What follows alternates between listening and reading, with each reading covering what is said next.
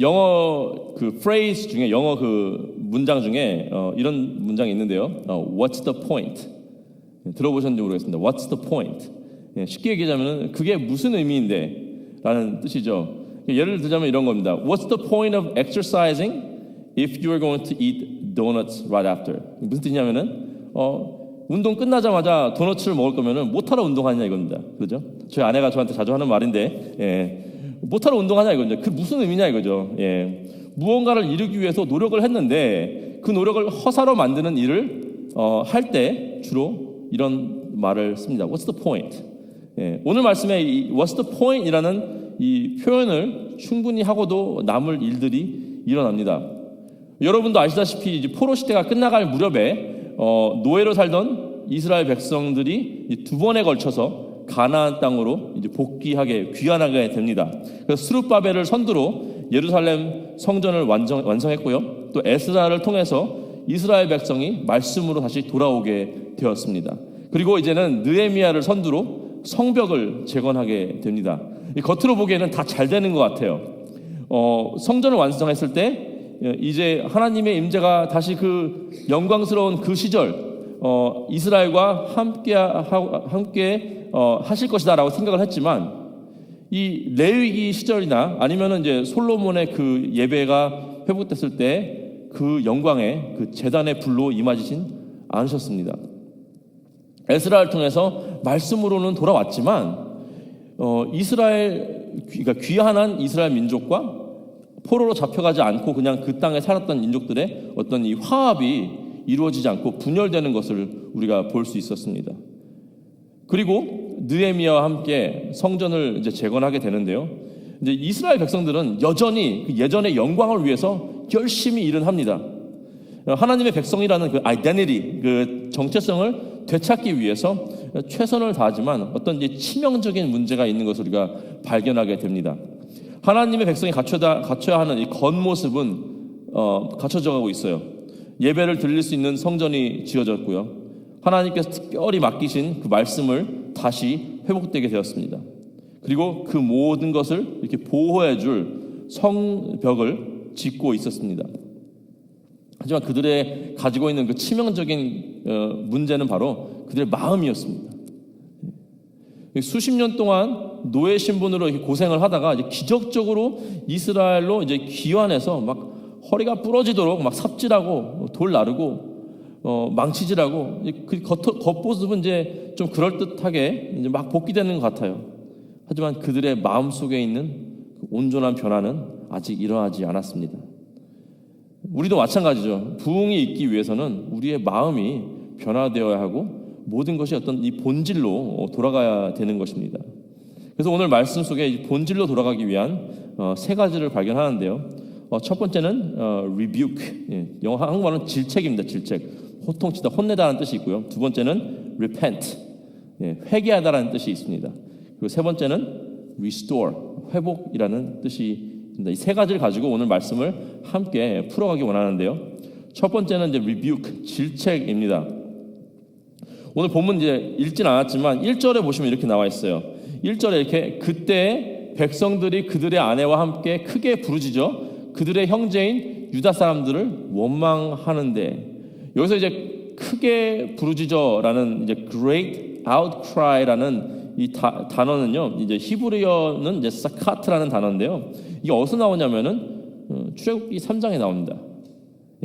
중간에도 많이 나오긴 하는데 좀 이렇게 출애굽기 3장에 보면은 이런 단어를 써요.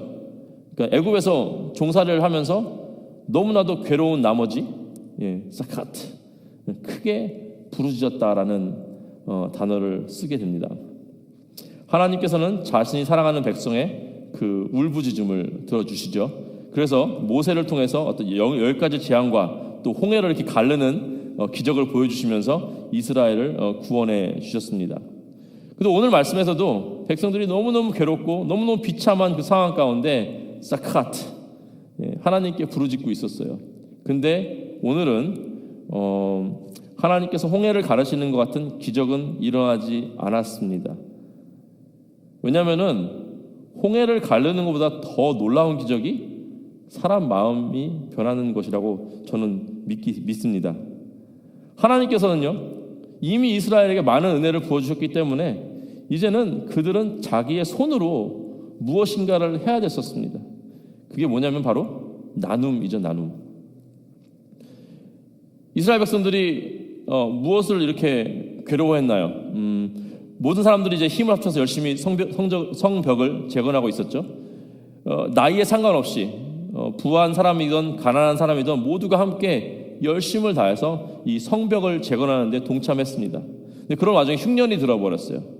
그래가지고 농작물이 이제 안 자라고 막 이러니까 다들 힘든 상황에 갔습니다. 흉년이 나면은 가장 일단 가난한 사람들부터 영향을 받게 되죠. 부자들은요, 저장해 놓은 곡식도 좀 있고 땅이 많이 있으니까 수확에 줄어들어도 어느 정도 이제 먹고 살 만큼 유지가 될 겁니다.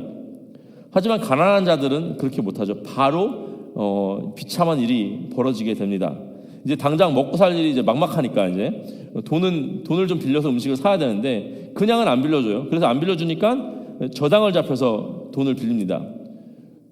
돈을 빌렸는데 또 이자까지 있으니까 이자가 불어나는 거예요. 이자를 갚느라고 또 돈을 더 빌려요. 더 큰 빚을 지게 됩니다. 이게 밭을 저당 잡히고 또 자기 포도원을 저당 잡히고 집을 저당 잡히고 그래도 안 되니까 정말 눈물을 머금고 자신의 자녀들까지도 이렇게 노예로 팔려가는 상황이 벌어졌습니다.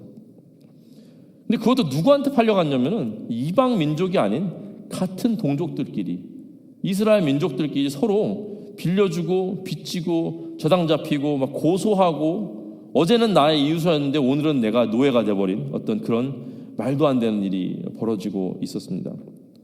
그래서 버티다가 정말 이 자녀를 노예로 판다는 건 이제 최악의 경우죠. 버티다가 막 밭과 포도원도 잃고 집도 잃고 홈레스가 됐는데 이제 애들도 이제 먹고 살기 막막하니까 차라리 그냥 애들을 어디 노예로 보내서 그냥 누구 집에서 먹게 하게 하자, 이런 식으로 이제 막 정말 최악의 상황으로 흘러가고 있었습니다. 그래서 그 상황 가운데 이제는 할 수 있는 게 아무것도 없으니까 크게 울부짖었다라고 성경은 말씀하고 있습니다. 이 상황이 느헤미야의 귀에 들리게 되었죠. 그리고 이 상황이 잘못됐다라고 판단을 하고 그렇게 하는 사람들에게 잘못을 깨닫도록 rebuke, 질책을 해줍니다. 6절 보시면요, 내가 백성의 부르짖음과 이런 말을 듣고 크게 노하였으나, 느헤미야 잘 알고 있었어요. 성벽을 재건하고 성전을 재건했고 이제 성벽을 재건한다 해도 이스라엘 백성의 어떤 그 행실이 변하지 않고 그들의 마음 가운데 아직도 죄악이 있다면은 아무런 소용이 없다는 것입니다. 한마디로 What's the point?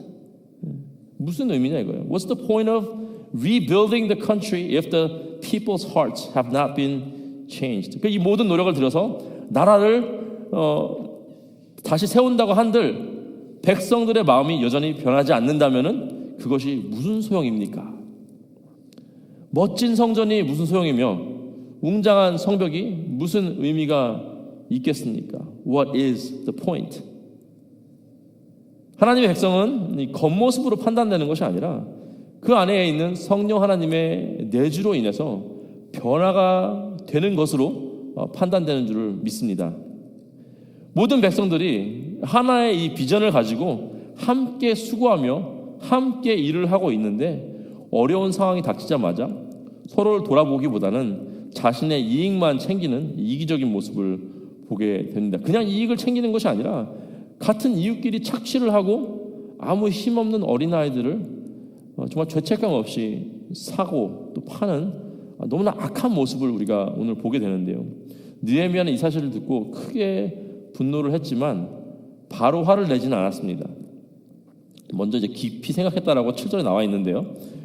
레위기 25장 37절을 한번 가보겠습니다. 레위기 25장 37절에 이렇게 나와 있어요. 너는 그에게 이자를 위하여 돈을 구워주지 말고 이익을 위하여 내 양식을 구워주지 말라라고 나와 있습니다. 이자를 받지 않는 것, 금리를 취하지 않는 것, 이익을 위하여 이렇게 음식이나 곡식이나 돈을 빌려주지 못하게 하나님께서 이미 율법으로 한 1000년 전 정도부터 금지하고 있었어요. 분명 이제 에스라서에서도 이제 에스라는 이제 말씀으로 돌아가자라고 다짐을 했으니까 이런 율법에 관한 내용들은 이미 다 이스라엘 백성들이 다시 한번 리뷰하고 배웠을 것입니다. 만약에 느헤미야가 단순히 도덕적인 이유로 너네 그러면 안 된다, 같은 민족끼리면 안 되지라고 얘기를 했다면은 뭐 내 돈 내가 빌려주는데 네가 무슨 상관이냐라고 얘기했을 수도 있어요. 내가 아이들을 뭐 억지로 종을 삼았냐, 그 사람들이 나서서 파는데 도와주려고 한 거다라고 이렇게 하면 되죠. 하지만 느헤미야는 자신의 말이 아닌 하나님의 말씀을 바탕으로 그들을 꾸짖었을 것입니다. 8절 9절 보시면 이렇게 나와 있어요. 그들에게 이르기를 우리는 이방인의 손에 팔린 우리 형제 유다 사람들을 우리의 힘을 다하여 도로 찾았거늘 너희는 너희 형제를 팔고자 하느냐, 더구나 우리의 손에 팔리게 해가느냐 하매 그들이 잠잠하여 말이 없기로 내가 또 이르기를 너희의 소행이 좋지 못한도다. 우리 대적 이방 사람의 비방을 생각하고 우리 하나님을 경외하는 가운데 행할 것이 아니냐. 두 가지를 얘기하는 거죠. 하나는 이제 그렇게 수십 년간 노예로 고생했으면서 이제 자유의 몸이 돼가지고 고작 한다는 것이 서로 노예를 삼는 것이냐, 이거 보면 이방 사람들이 우리를 우습게 생각하지 않겠느냐. 그리고 중요한 것, 이자를 받고 이익을 위하여서 돈이나 양식을 구워주지 말라라고 한 하나님의 말씀을, 하나님의 명령을 어기는 일이 된다는 사실을 알려주고 있죠. 그렇게 행동하는 것이 하나님을 경외하지 않는 일이다라고 말을 하고 있습니다. 그리고 여기서는요, 너희들이라고 하지 않고요, 우리라고 해요. 우리. 이 죄악의 죄악은 특정 그룹의 죄가 아닌 우리 모두의 죄이다, 우리 공동체의 죄다라고 그런 공동체 의식을 심어줍니다. 이제 우리가 옳고 그름을 따질 때 물론 자기 자신의 어떤 도덕적인 기준이 있죠. 그게 맞을 때도 있습니다. 그렇죠. 근데 때로는 우리가 살아온 환경과 또 사회적인 어떤 배경과 또 가정교육에 의해서 그런 것들이 이제 형성이 되기 때문에 하나님의 말씀과 다를 경우가 많이 있습니다. 이번의 경우는요, 어떤 사회적인 도덕적 기준과 하나님의 기준은 전혀 다른 그런 내용이었어요. 근데 그 당시는 다 그렇게 했어요. 돈을 꿔주고 못 갚으면 저당 잡히고, 지금도 마찬가지죠. 그렇죠? 사업을 하기 위해서 자금을 빌리는데 secure 론을 하게 되면은 집을 저당 잡혀가지고 론을 하지 않습니까? 세상 사람 다 하니까 이스라엘 백성들이 자기들도 한 거예요. 심지어는 같은 이스라엘 민족까지 가난한 자들을 노예로 사고 팔고 하니까 이제 아무런 양심의 가책도 없이 자기들도 동참했습니다. 그래서 우리의 기준은요, 무조건 하나님의 말씀이어야 된다는 것입니다. 특히 우리 교회 공동체가 함께 추구해야 하는 것들, 우리가 교회로서 함께 나가야 할 방향들 모두가 바로 이 하나님의 말씀의 이 본질의 바탕이 되어야 한다는 것입니다. 교회 안에서 왜 다툼이 있고 왜 싸움이 있겠습니까? 대부분 본질을 가지고 이야기할 때는 다툼이 있을 필요가 없죠. 우리가 교회 안에서는 대계명인 하나님을 사랑하고 또 이웃을 사랑하는 것을 지키는 어떤 그런 본질을 논해야 되죠. 어떻게 하면 우리가 교회로서 하나님을 조금 더 사랑할 수 있을까? 어떻게 하면 우리가 교회로서 서로를 조금 더 사랑할 수 있을까? 우리 이웃을 조금 더 사랑할 수 있을까? 이거를 가지고 우리가 논의를 하고 고민을 해야 되는데 그럴 때는 싸울 필요가 없어요. 그게 본질이기 때문에. 교회 밖으로 또 우리가 가진 재정과 달란트를 가지고 지상 명령인 영혼 구원하고 제자 삼는 것, 이것을 고민한다면 우리가 싸울 필요가 없어요. 더 잘하기 위해서 서로 고민을 하는 것이죠. 이스라엘 민족은요, 성벽을 쌓았지만 하나님의 말씀에 자기의 삶을 맞추는 이런 본질적인 것에 떠나 있었기 때문에 이런 문제가 발생하고 말았습니다. 그리고 하나님의 말씀에 떠난 백성은 하나님의 말씀으로 rebuke 되어서 질책되어서 다시 주님께로 돌아오는 모습을 우리가 오늘 볼 수가 있습니다. 두 번째는요, repent, 회개입니다. 하나님의 말씀을 통한 rebuke이 있다면은 그 다음에는 repent, 회개가 있어야 되는데요. 말씀을 통해서 마음에 찔림이 있고 자신의 잘못을 깨닫는다면은 바로 이제 회개가 나와야 되죠. 그렇죠? 예. 열왕기하 22장에 긴 세월 동안 하나님 말씀 없이 살다가 이스라엘의 이런 그런 타락 후에 요시야 왕이 성전을 막 수리하고 있는데 율법책을 발견한 거예요. 그걸 읽다가 하나님 말씀에 어떤 깊은 감동과 찔림이 있어서 회개를 하면서 이렇게 옷을 찢는 장면이 나옵니다. 하나님 말씀은요, 우리에게 반드시 도전을 주고 변화를 요구하고 회개를 하게 만듭니다. 히브리서 말씀처럼요, 우리의 마음을 찌르고 쪼개는 것이 바로 살아있는 하나님의 말씀인 줄을 믿습니다. 느헤미야가 자신의 말로 리뷰크를 했다면은 자신의 도덕적인 기준으로 판단한 것이 되지만 하나님의 말씀으로 접근을 했기 때문에, 그리고 회개를 위해서 이렇게 말을 하죠. 10절에 보시면은 이렇게 나와 있습니다. 나와 내 형제와 종자들도 역시 돈과 양식을 백성에게 구워주었거니와 우리가 그 이자 받기를 그치자. 느헤미야도 역시 부유한 사람이었기 때문에, 그렇죠. 왜냐하면 이제 그 페르시아에서는 높은 시크릿 서비스라고 하죠. 시크릿 서비스 같은 사람이었는데, 이게 그렇기 때문에 자신이 이제 이스라엘 돌아와가지고 주변에 힘든 사람들에게 돈을 구워주고 양식을 구워줬어요. 하지만 이자는 받지 않았습니다. 이거 말을 잘못 이해하면은 자기도 주었기 때문에 그렇지 말자라고 그렇게처럼 느껴지지만 그게 아니라 이 느헤미야는 철저하게 우리라는 단어를 계속 사용합니다. 그래서 우리가 이자 받기를 그치자 하고 함께 회개하자, 함께 변화를 추구하자. 이 죄는 공동체의 죄악이다. 이 죄악을 끊어버리자라고 말을 하고 있는 것입니다. 이 세상과는 다를 바 없게 되어버렸고, 이방 사람들은 이스라엘을 보고 조롱을 하고 하나님을 욕되게 하는 일들을 이제 그만하자라는 말을 하는 것입니다. 교회가 만약에 하나님 말씀에 충실하기 위해서 세상 사람들에게 욕을 먹는다, 이거는 핍박이죠. 괜찮은 거죠. 우리의 신앙과 우리의 가치와 우리의 신념이 말씀을 바탕으로 이루어졌다면은 세상과 다른 것은 어쩌면 당연한 것입니다. 하지만 대부분 이제 교회가 욕을 먹는 이유는 뭐죠? 너무 비슷해서예요. 세상과 다를 바가 없어서입니다. 그래서 다음 달에 저희가 이제 제3회 Fall Family Festival을 하죠. 예, 가을 축제, 온 가족 가을 축제를 하는데, 저는 우리 교회가 하는 많은 수많은 행사 중에 이 Fall Family Festival을 좀 되게 자랑스럽게 여깁니다.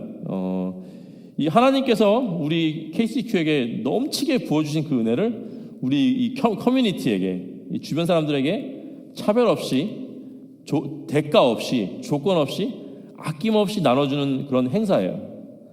그래가지고 교회를 한 번도 안 다녀본 사람도, 어떤 때로는 교회를 막 욕하고 그런 사람들도 교회 처음 마당에 발을 디디고 온 가족이 나와서 함께 가격 생각 안 하고 부담 없이 즐길 수 있는 그런 행사입니다.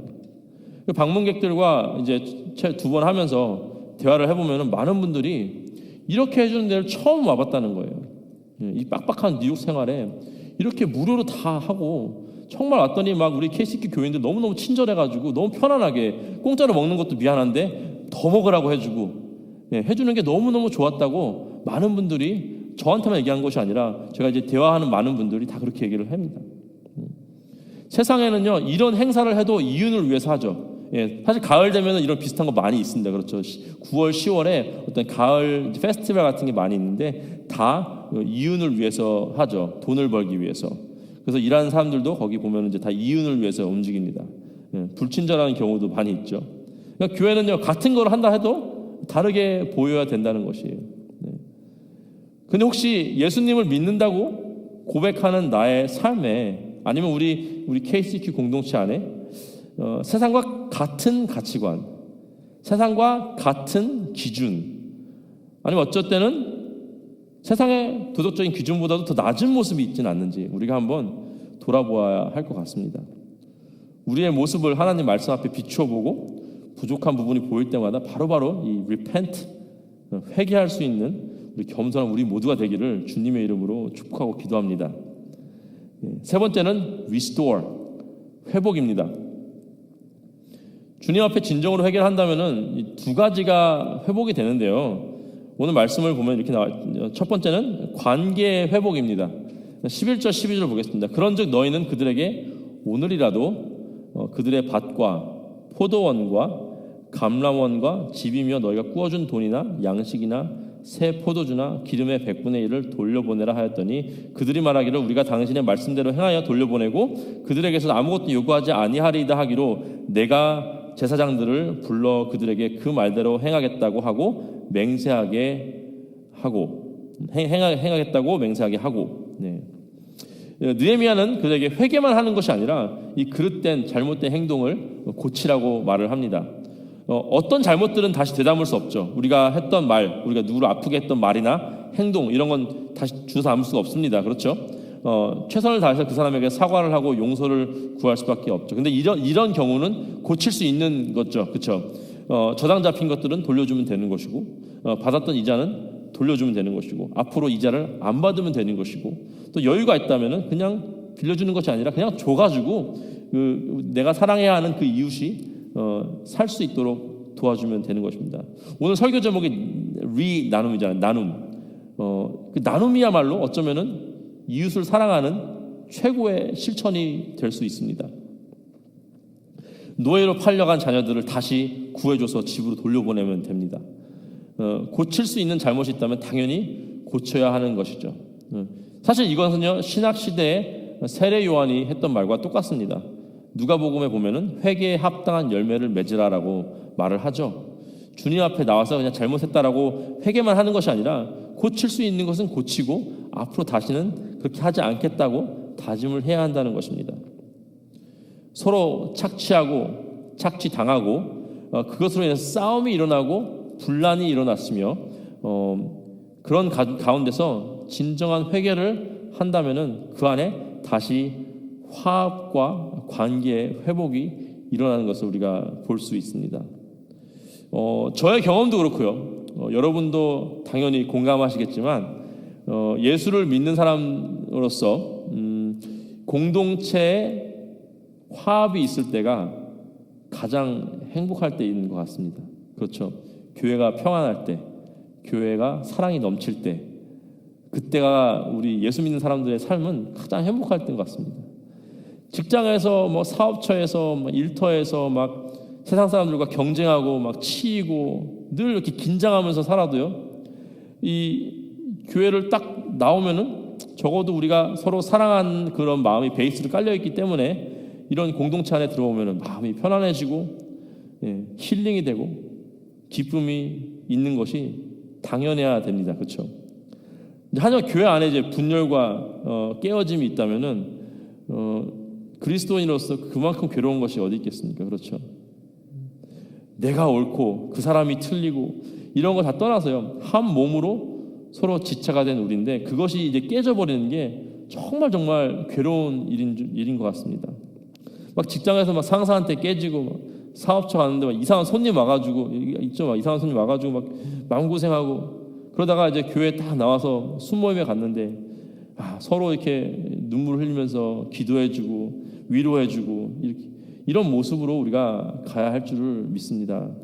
그것이 바로 회복된 공동체의 모습입니다. 또 이러한 회개를 통해서 일어나는 것이 또 하나 있는데요. 바로 예배 회복입니다. 예배 회복. 5장 13절 보시면은 이제 내가 옷자락을 털며 이르기를 이 말대로 행하지 아니하는 자는 모두 하나님이 또한 이와 같이 그 집과 산업에서 털어버리시리니 그는 곧 이렇게 털려서 빈손이 될지다. 한 다음에 회중이 다 아멘하고 여호와를 찬송하고 백성들이 그 말한 대로 행하였느니라.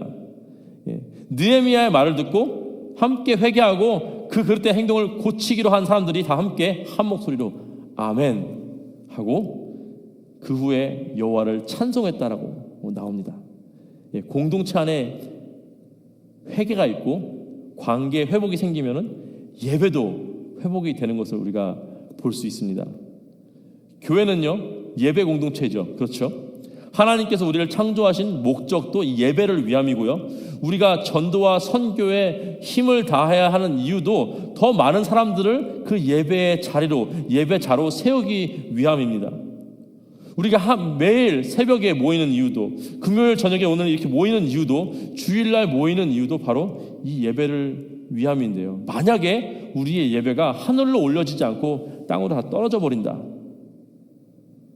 얼마나 괴로운 일이겠습니까? 예배에 감동이 하나도 없고 하나님의 임재는 느낄 수도 없고 그냥 형식적으로 되어버린다면 그것만큼 비참한 일도 없을 것입니다. 이 서로를 착취하고 고발하는 이 이스라엘 백성들의 이들이 드리는 예배는요, 감동도 없고 하나님 받으시지 않는 예배였을 거예요. 하지만 관계 회복 후 함께 모여있는 이 공동체는 함께 하나님을 찬송했습니다. 예배의 회복이 이루어진 것입니다. 우리도 스스로에게 이런 질문을 했으면 좋겠습니다. What is the point? What is the point? 예수님을 믿어서 구원받고 주님의 자녀로 산다고 하면서 나의 믿음과 행동이 혹시 일치하지 않는 부분이 있는지, 그럼 what's the point예요, 진짜. 그게 무슨 의미입니까? 나의 것을 나누는 것이 사랑의 표현이라면은 말만 하고 실질적으로 나누지 않는다면은 저의 신앙 고백이 무슨 의미입니까? What is the point? 이렇게 말씀드리면서 가장 괴로운 게 누굽니까? 바로 접니다. 설교를 준비하면서 제 스스로에게 이런 질문을 제일 많이 했어요. What is the point? 너는 잘하고 있냐라고 제 스스로 많이 이렇게 질문을 했습니다. 왜냐하면 저는 제 자신을 잘 알기 때문에 제 안에서도 하나님의 말씀과 그 말씀으로 가져야 하는 그 기준들이 맞지 않는 걸 너무나 많이 발견하기 때문에 제가 사실은 제일 괴로워요. 지금 제 스스로 그런 질문을 하면서 이 옷을 찢어야 할 것 같습니다. What is the point? 하나님의 말씀이 우리를 질책하고 위축할 때 우리가 도망가고 뒤돌아서는 것이 아니라 겸손한 마음으로 하나님 앞에 회개하고 repent 해야 될 것입니다. 그것을 통해서 우리가 이 관계의 회복으로 나아가서는 우리의 삶의 가장 중요하고 가장 본질이 되는 예배 회복으로 이루어질 것을 믿으시길 바랍니다. 우리가 겉모습으로 겉으로 멋져 보이는 그런 성전을 만들고 성벽을 쌓는 그런 것이 아니라 정말 그 안에 아름답게 쌓여진 그 성벽과 성전 안에 하나님께서 정말 기뻐 받으시는 예배가 이루어져야 됩니다. 우리 KCQ 이렇게 자체 성전 가지고 또 몰개지 없이 큰 주차장 가지고 있는 교회가 많이 없죠. 뉴욕에는.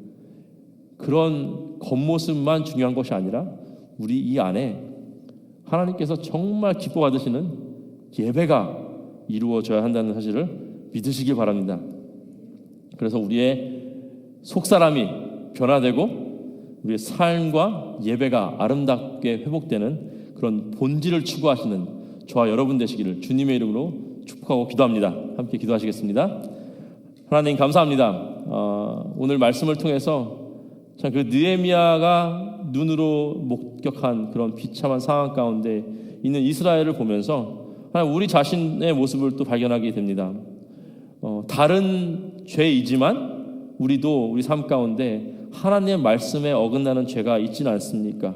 오늘 말씀을 통해서 하나님 우리에게 리뷰하실 때 하나님 리펜트하게 하시고 우리의 삶과 우리의 관계와 또한 우리 예배가 리스토어 되는 회복되는 그런 귀한 역사가 일어나게 하여 주시옵소서. 말씀 앞에 무릎 꿇는 우리 귀한 퀸즈 하는 교회 모두가 될 수 있도록 하나님 인도하여 주시고 이 시간 하나님의 임재가 불로써 임하여 주셔서 주의 말씀 앞에 모두가 무릎 꿇고 회복되는 귀한 시간 될 수 있도록 하나님 인도하여 주시옵소서. 감사하며 우리 예수 그리스도의 이름으로 기도했습니다. 아멘.